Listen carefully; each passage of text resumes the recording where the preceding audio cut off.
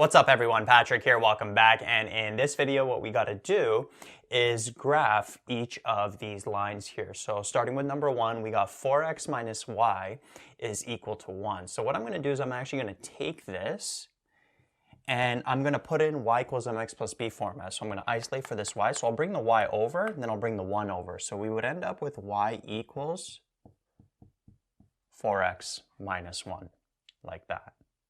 And then over here, this is easier to graph. So if we start with -1, that's the b value, which is the y-intercept of a line. So that's going to be like over here. So this would be 0 and -1. And then notice that the slope is 4. So that's like 4 over 1. So what's going to happen is there's going to be a rise of 4. And then it's going to run by 1. So from a y value of -1, if we add 4 to that, we would have a y value of 3. And then run by 1, we would have an x value 1. So this point here would be 1 and 3, like that. And so if we join these points,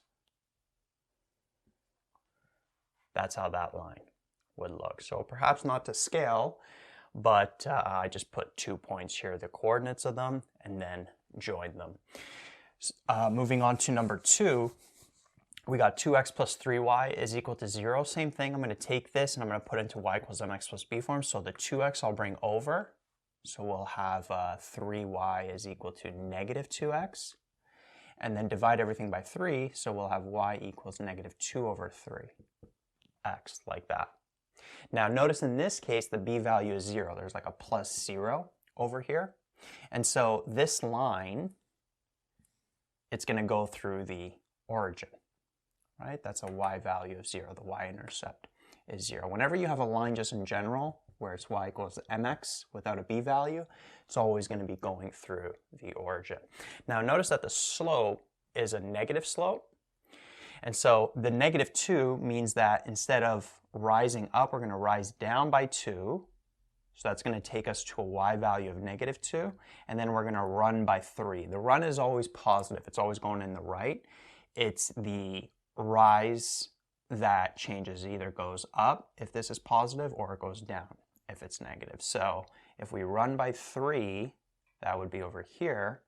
That would be at an x value of 3. So this point here is 3 and -2. And so if we join these points, that line is going to look like that.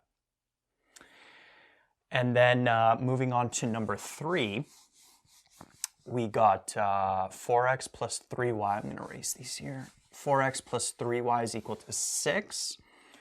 So a couple of different things we can do here. We can put in y equals mx plus b format. So let's actually do that.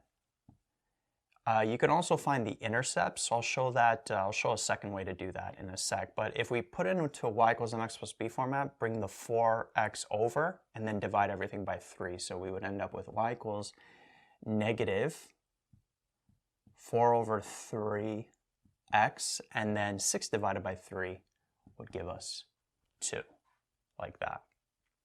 So this and this are the exact same thing. And so if we graph this, the y value is 2, the y-intercept is 2, so that would be like over here. Notice that the slope is negative, so we're going to rise -4, so it's going to go down by 4 to -2, and then we're going to run by 3. So this would be at 3 and -2, like that.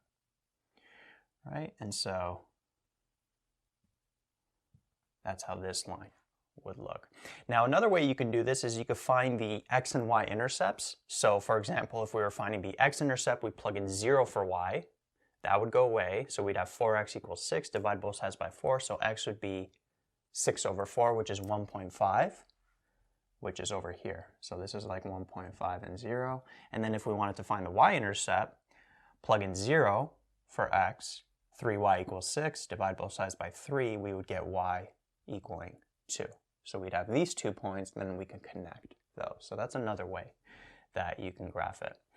And then number 4 and 5, these are fairly easy. Whenever you have y equals a certain number, just a number, notice there's no x here. Whenever you have y equals a number, that's always a horizontal line, and it's at a y value of -2 in this case. So this is -2, so that's how this line looks.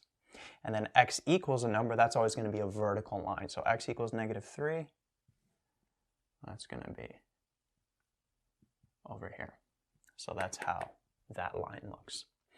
All right, so different ways that you can graph these lines. You can put into y equals mx plus b format.